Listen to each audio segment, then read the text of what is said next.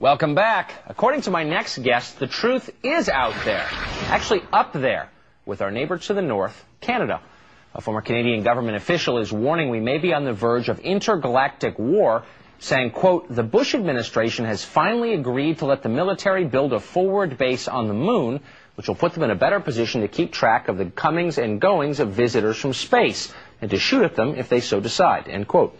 Paul Hellyer is a former Minister of Defense and Deputy Prime Minister of the country of Canada. He joins us now from Toronto. Mr. Hellyer, thanks a lot for coming on. Not at all. It's a pleasure. Now, you were the Minister of Defense of Canada when you occupied that position, I believe, under Prime Minister Lester Pearson. Did you come across any classified information that suggested UFOs were real? No, not really. We got regular reports that showed that some of them were, in fact, unidentified. Some of the sightings could not be explained as natural phenomenon, but nothing more than that. Well, as you know, there's been this debate for years over whether or not they are real.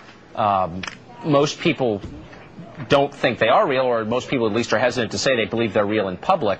What convinced you that they do in fact exist?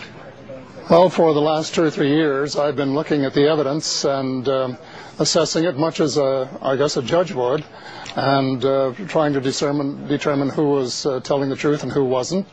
And I finally concluded, especially after reading a book called The Day After Roswell, written by Colonel Philip Corso, that unidentified flying objects are in fact real as the airplanes flying over your head, and that there has been a monumental cover-up for more than half a century.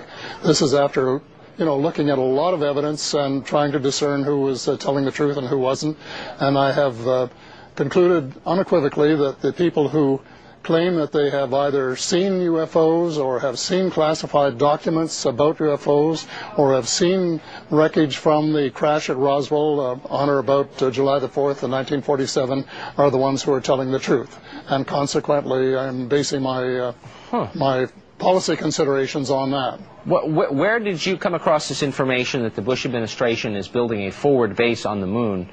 And why would they do that? And why would they keep it from the public? Well, to answer your second question first, I don't know. That is the reason I'm raising the question. Right. Well, how do you that's an awfully specific claim. I haven't read it in the New York Times. Doesn't mean it's not true. Doesn't mean you're wrong. But I'm interested to know why you think that. Well, because this was forecast in Colonel Corso's book. They were wanting to build a base on the moon as far back as 1964.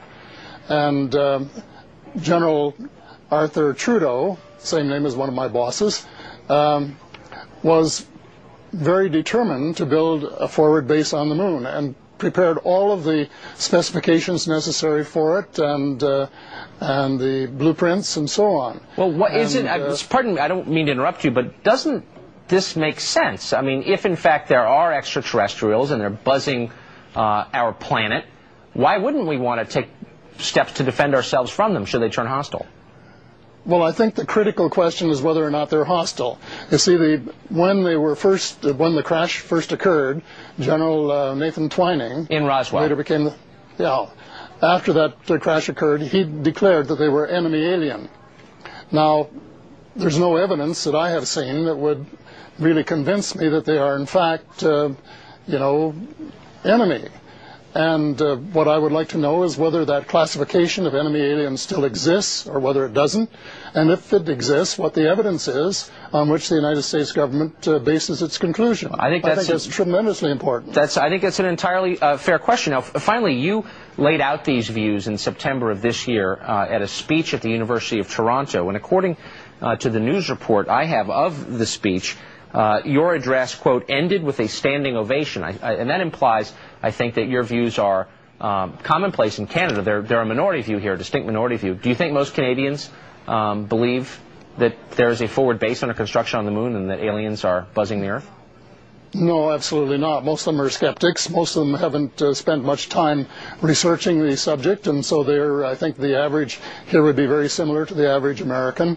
And I'm hoping that maybe we can persuade the Canadian Senate to hold hearings and listen to some of the 400 witnesses that your Dr. Stephen, what's his name? Greer, Dr. Stephen Greer,